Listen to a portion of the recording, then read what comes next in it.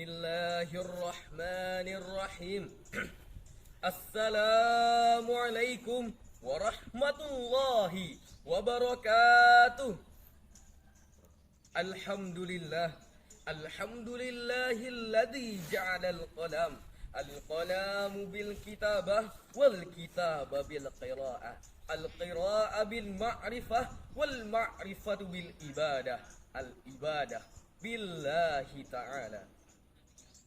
Salatu wassalamu ala sayyidil wujud habibil yamut sayyidul islam nabiyullah Muhammad sallallahu alaihi wasallam wa ala alihi wa sahbihi wa man tabi'al huda ila yaumi ba'da maut. Yang saya hormati para jajaran dewan juri yang arif lagi bijaksana, dan yang saya banggakan para generasi emas penerus bangsa. Ribuan puisi indah, jutaan pantun bertingkat-tingkat akan lebih indah lagi apabila kita memanjatkan puja-puji syukur kita atas kehadirat Allah sang pemberi nikmat. Ialah Allah Tuhan yang maha pengasih, yang tak pernah pilih kasih. Ialah Allah Tuhan yang maha penyayang, yang kasih sayangnya tiada terhilang. Kekuatan, kekuasaan dan kenikmatan hanyalah milik Allah semata, bukan milik kita. Salawat yang bertangkaikan salam, berdaunkan iman, berbuahkan Islam. Marilah sama-sama kita sanjung sajikan kepada pemuda tampan yang rela berkorban demi agama Islam. Tak lain dan tak bukan ialah baginda besar Nabi Muhammad sallallahu alaihi wasallam.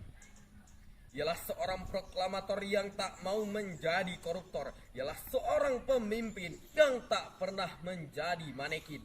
Ialah seorang manusia mulia yang telah membawa kita semua dari zaman jahiliyah menuju zaman Islamiyah, dari zamannya kejahatan merajalela menuju zaman keadilan, berdiri dengan gagahnya. Namun, tidak akan saya katakan seperti yang kita rasakan pada saat ini. Kenapa?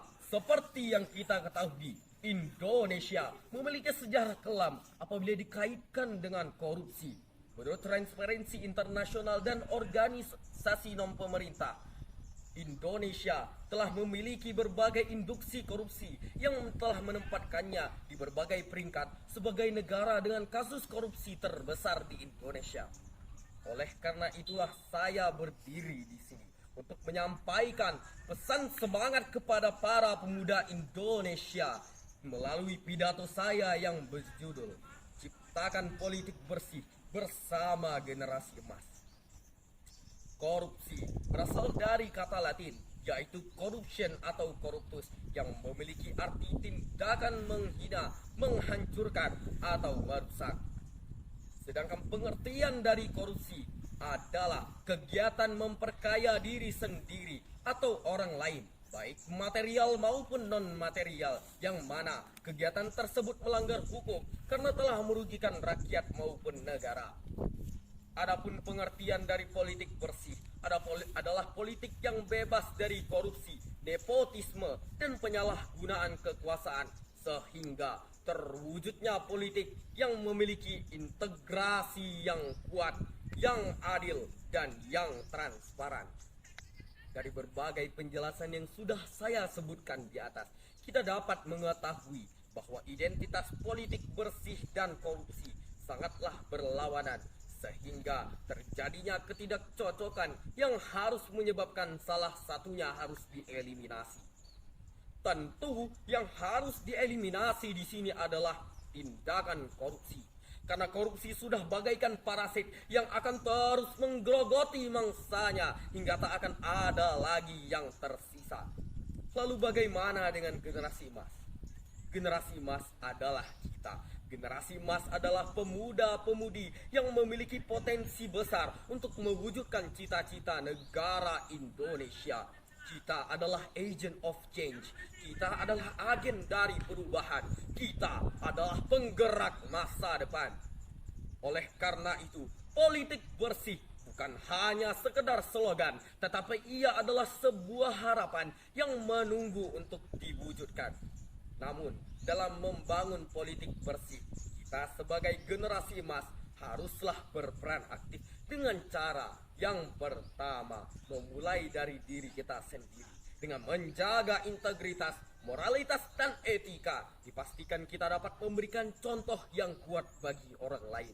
Kedua, kita perlu berpartisipasi dalam politik, seperti mengikuti pemilihan umum, memilih pemimpin yang memiliki rekam jejak yang bersih, dan mendukung reformasi politik adalah cara kita mempengaruhi perubahan. Yang ketiga, perangi korupsi.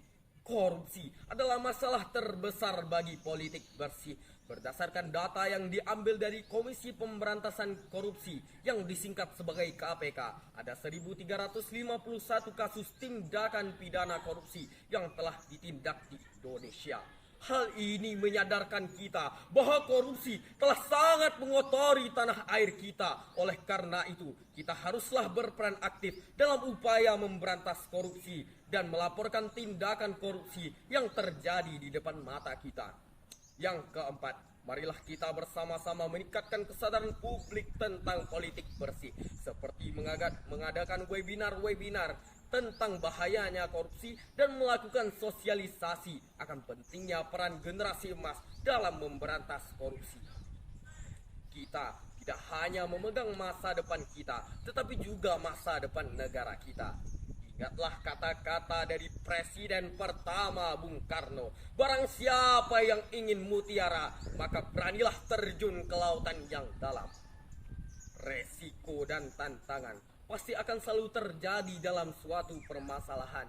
Tapi para generasi emas penerus bangsa, berterima kasihlah kepada resiko tersebut. Karena dengan adanya resiko, kita dapat memilih jalan yang lebih hati-hati di masa depan. Berterima kasihlah pada suatu masalah, karena tanpa adanya masalah, takkan lahir sebuah solusi. Oleh karena itu, kita para generasi emas haruslah memiliki semangat juang yang tinggi untuk memberantas korupsi di Indonesia. Sebuah solusi tanpa adanya partisipasi akan hanya selalu menjadi sebuah solusi. Oleh karena itu teman-teman, marilah sama-sama kita mewujudkan Indonesia bebas korupsi bersama generasi emas.